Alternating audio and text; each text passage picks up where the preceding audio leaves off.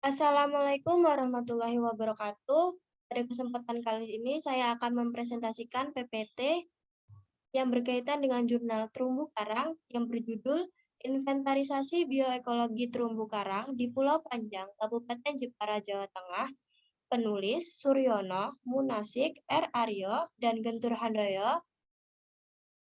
Jurnal Kelautan Tropis, Maret 2017, volume 20, nomor 1, halaman 60-64.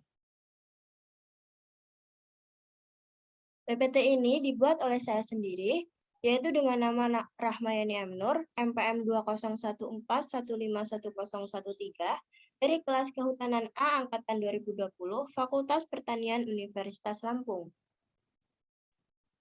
PPT ini membahas tentang yang pertama yaitu ada pendahuluan, yang kedua metodologi, yang ketiga hasil dan pembahasan, dan yang terakhir ada kesimpulan. Yang pertama yaitu pendahuluan. Pulau Panjang yang berada di pantai utara Jawa Tengah, Kabupaten Jepara, terletak pada 05 derajat sampai 40 sampai 05 derajat sampai 57 aksen LS dan 110 derajat sampai 04 aksen sampai 110 derajat sampai 40 aksen BT. Secara geografis terletak di Laut Jawa. Luas wilayah teritorial Pulau Panjang sekitar 30 hektar. Banyaknya aliran sungai yang bermuara di perairan Jepara yang membawa run-off daratan dan padatnya aktivitas manusia sehingga menimbulkan tekanan lingkungan terhadap ekosistem terumbu karang di Pulau Panjang dan ditunjukkan oleh penurunan kondisi ekosistem terumbu karang. Untuk itu, diperlukan upaya yang serius menuju pengelolaan ekosistem Pulau Panjang sebagai penghasil plasma nutfah bagi perairan di Jawa Tengah. Penelitian ini bertujuan untuk acuan dalam pembentukan zona pengelolaan terumbu karang dan guna perencanaan pengelolaan menerapkan penilaian kondisi terumbu karang yang tepat di Pantai Panjang. Yang kedua yaitu ada metodologi. Penelitian dan pengamatan kondisi terumbu karang ini dilaksanakan pada November tahun 2011 serta tahun 2013 di perairan Pulau Panjang.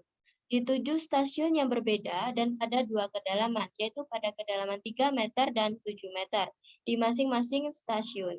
Penelitian menggunakan metode survei, yaitu metode penelitian yang diadakan untuk memperoleh fakta-fakta dari gejala-gejala yang ada dan mencari keterangan-keterangan secara faktual. Metode pengambilan data kondisi terumbu karang di perairan ditentukan melalui perhitungan persentase penutupan karang hidup. Penutupan karang hidup diketahui dengan menggunakan transek garis menyinggung atau line intercept transek. Persentase penutupan karang hidup digunakan sebagai acuan dalam menentukan kondisi terumbu karang. Karang batu merupakan unsur paling dominan di dalam ekosistem terumbu karang sehingga persentase penutupannya digunakan untuk menentukan kondisi terumbu karang. Berikut merupakan tabel 1 kriteria penilaian kondisi terumbu karang berdasarkan persentase penutupan karang.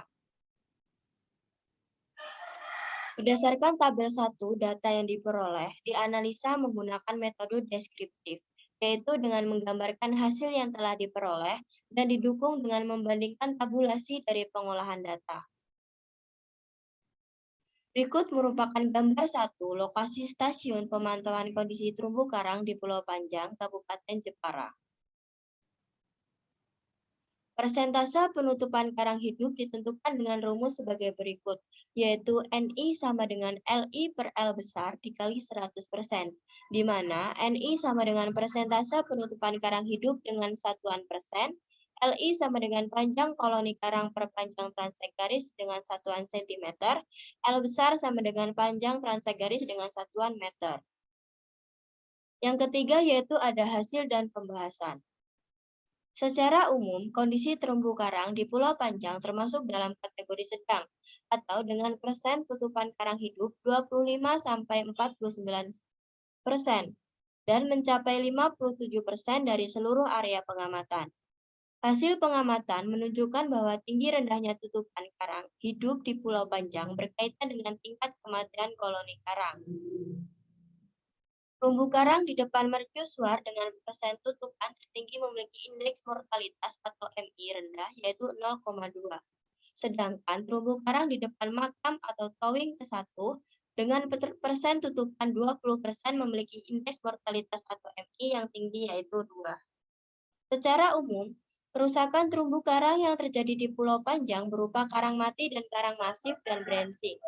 Kerusakan pada karang masif berupa karang mati ditumbuhi alga yang dipicu oleh penyakit karang. Kerusakan pada karang bercabang atau branching ditemukan berupa pecahan karang atau rabel dari genus Acropora. Aktivitas manusia seperti wisata, berenang, memancing, ataupun pencari kerang turut serta memicu banyaknya pecahan karang akibat injak atau gleaning. Ancaman lainnya adalah ketika musim barat, di mana pada bagian timur digunakan sebagai tempat berlindung kapal-kapal besar. Terumbu karang di Pulau Panjang, Kabupaten Jepara, umumnya memiliki tingkat kerusakan tergolong rendah, ditandai oleh terdapatnya penyakit karang, melimpahnya makroalga, dan ditemukannya bulu babi atau diadema. Berikut merupakan gambar 2 kondisi terumbu karang di Pulau Panjang, Kabupaten Jepara.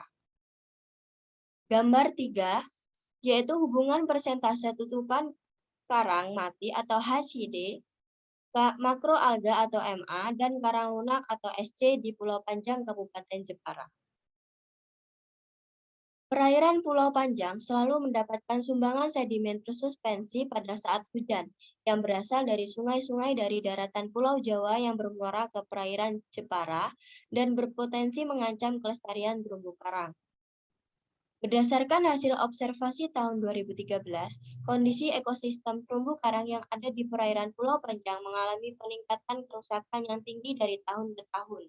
Hal ini disebabkan oleh beberapa hal, diantaranya adalah adanya penambangan ilegal terumbu karang yang dilakukan oleh para masyarakat pesisir.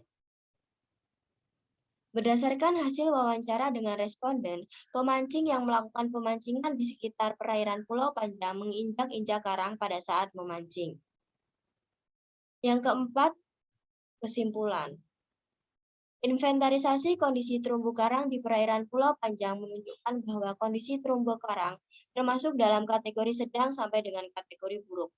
Kondisinya cenderung mengalami penurunan dari tahun ke tahun, yaitu pada tahun 2011 sampai 2013. Disebabkan oleh dua faktor, yaitu faktor gangguan dari alam dan gangguan dari aktivitas kegiatan manusia atau antropogenik. Untuk itu, pengaturan pemanfaatan melalui pengelolaan yang lebih serius perlu segera dilakukan. Sekian dari saya, bila ada salah kata saya mohon maaf. Terima kasih.